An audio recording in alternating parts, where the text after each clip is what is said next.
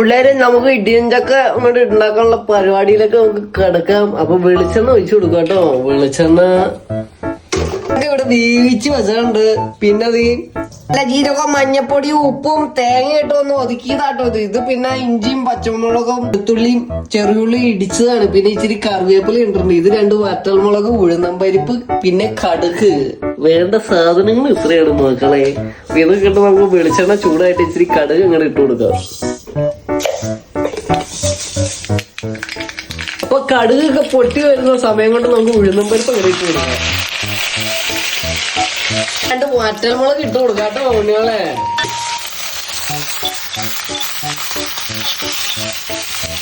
ഇഞ്ചിയും പച്ചമുളകും വെളുത്തുള്ളിയും ചതച്ചത് അങ്ങോട്ട് ഇട്ട് കൊടുക്കുക.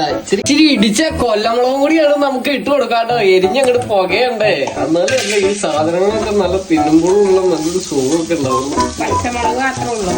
പച്ചമുളക് മാത്രം ഉള്ളോണ്ടിട്ട് ഇടിയമുളക് ഇങ്ങോട്ട് ഇട്ട് ഇടിച്ചങ്ങോട്ട് കൊടുക്കാനായിട്ടേ അങ്ങ് ഇട്ട് കൊടുക്കാട്ടോ മക്കളെ. ഇടിയൻ ചക്ക അങ്ങോട്ട് ഇട്ട് കൊടുത്തിട്ടുണ്ട് മക്കളെ. ഇനി അത് നന്നായിട്ട് അങ്ങോട്ട് ഇളക്കി അങ്ങോട്ട് യോജിപ്പിക്കുക വേണ്ടേ.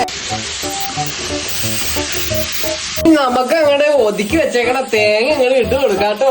എന്നിട്ട് നല്ലോണം അങ്ങോട്ട് ഇട്ട് അങ്ങോട്ട് കൊടുത്ത് അങ്ങോട്ട് മിക്സ് അങ്ങോട്ട് ആക്കുക. തേങ്ങ, ജീരകം, മഞ്ഞപ്പൊടി, ഉപ്പ് ഇട്ട് അങ്ങനെ ഒതുക്കി വെച്ചേക്കണം കേട്ടോ. നമുക്ക് ഇടിയഞ്ചൊക്കെ ഒതുക്കി കൂട്ടി അങ്ങോട്ട് ആവിയിൽ വെച്ച് അങ്ങോട്ട് അടച്ചു കൂട്ടി അങ്ങോട്ട് വേവിക്കാട്ടോ. അപ്പൊ നമ്മുടെ ഇടിയൻ ചക്കത്തോരൻ ഇവിടെ റെഡി ആയിട്ടുണ്ട് പിള്ളേരെ. അപ്പൊ ചോറും കൂട്ടി നമുക്ക് തിന്നാനുള്ള സമയമായിട്ടുണ്ട്. അപ്പൊ എല്ലാവരും പോയി ചോറൊക്കെ തിന്നണം കേട്ടോ. തിന്നാണ്ടൊന്നും ഇരിക്കരുത് കേട്ടോ. ഈ പ്രായത്തിൽ ചോറ് തിന്നാണ്ടൊന്നും ഇരിക്കരുത് കേട്ടല്ലോ.